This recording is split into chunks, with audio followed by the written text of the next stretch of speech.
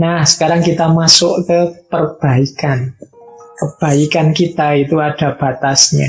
Karena kita ini lemah, kekurangan, dan penuh keterbatasan. Orang yang tidak sadar perbaikan ini biasanya terus dia mandek di amal soleh tadi. Dia merasa sudah baik. Padahal ada kelanjutannya. Setelah kebaikan masih harus ada perbaikan. Mengapa kita harus perbaikan? Karena kita itu tidak mesti benar, tidak mesti baik. Orang sering lupa. Jadi yang paling akhir ini yang paling sering dilupakan, yaitu aspek perbaikan. Kenapa kita itu harus sadar kita itu lemah, kurang, terbatas. Bahkan yang kemarin kita anggap benar bisa jadi besok atau lusa tidak relevan lagi sebagai kebenaran.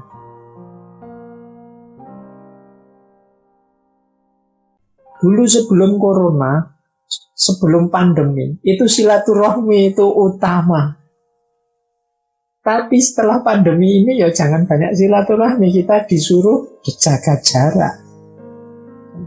Dulu itu kan keakraban, kedekatan. Kalau sholat di masjid, itu kan rapatkan barisan. Itu kebenaran zaman itu, sebelum pandemi.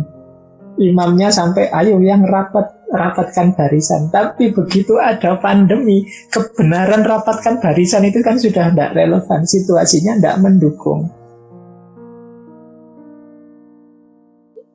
Disinilah gunanya kita masuk ke level perbaikan ini, yang sifatnya terus-menerus. Makanya setelah kesadaran kelemahan kita ada taklim, iktibar. Taklim itu belajar terus, iktibar itu mengambil pelajaran dari peristiwa yang kita alami sehari-hari.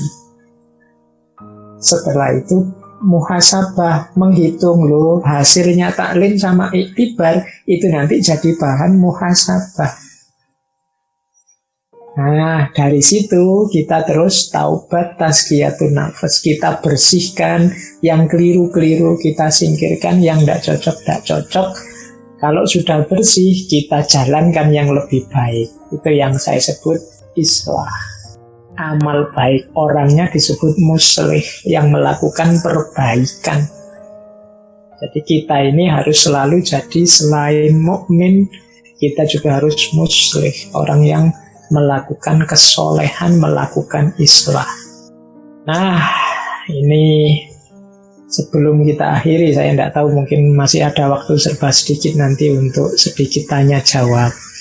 Jadi inilah teman-teman, ayo kita muhasabai diri ya. Ini level-level prosesnya untuk perbaikan. Jadi yang paling dasar tetap ya dosa. Masih banyak tidak dosa-dosa yang kita lakukan. Jadi level perbaikan yang ini adalah tentang dosa yang paling dasar. Kalau masih banyak dosa ya berarti kita masih harus sibuk membereskan tentang dosa ini. Nah, setelah dosa beres, dalam arti kita bukan orang yang banyak melakukan dosa atau tidak ada lagi dosa-dosa yang secara sengaja serius kita lakukan. Mungkin ada yang kecil-kecil tidak sengaja. Berarti kita sudah sukses di level perbaikan pertama. Mari naik satu level lagi. Yaitu apa? Sirna segala keterikatan di luar diri. Ini saya pakai kata-kata sirna, biar teman-teman tidak terlalu merasa tinggi. Kalau dalam bahasa Arab itu biasanya pakai istilah fana. Jadi fana itu sirna. Makanya fana fillah itu orang yang sirna di dalam Allah. Nah, ini level-levelnya fana.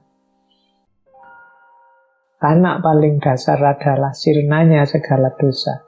Setelah itu apa? Sirnanya segala keterikatan duniawi di luar diri. Jadi kita tidak lagi terikat dengan harta, tidak lagi terikat dengan jabatan, bahkan anak, istri, keluarga.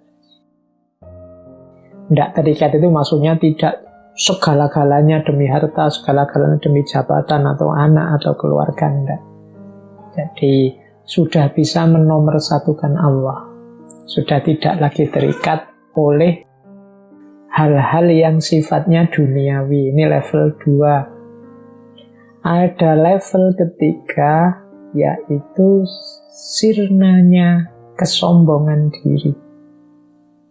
Sirnanya kesombongan diri ini biasanya orang yang sudah sukses di level pertama dan level kedua perbaikan, begitu dia sukses, wah saya sudah tidak banyak dosa lagi, saya sudah tidak terikat lagi dengan hal-hal yang duniawi. Kemudian dia merasa, alhamdulillah aku sukses, aku bisa, aku mampu, berarti aku ini hebat, berarti aku ini orang pilihan, berarti aku ini orang yang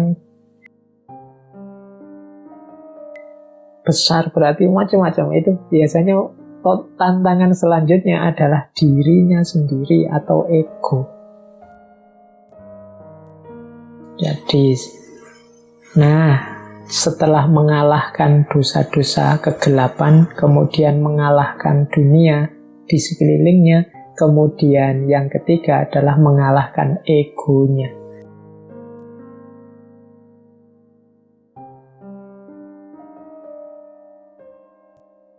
Baru kemudian puncaknya adalah semuanya sirna kecuali Allah saja. Semuanya tidak penting kecuali Allah. Yang nomor satu dalam hidup, satu-satunya adalah Allah saja. Nah, ini level yang keempat, perbaikan. Jadi kalau sudah sampai yang atas itu, yaitu nanti makom paling tinggi kalau dalam dunia tasawuf. Saya tidak tahu teman-teman ada di level mana, tapi semoga kita sudah memulai muhasabah diri untuk melakukan perbaikan-perbaikan step by step. Apakah itu di level dosa, ataukah di level keterikatan, ataukah di level kesombongan, ataukah di level ego diri kita sendiri di hadapan Allah.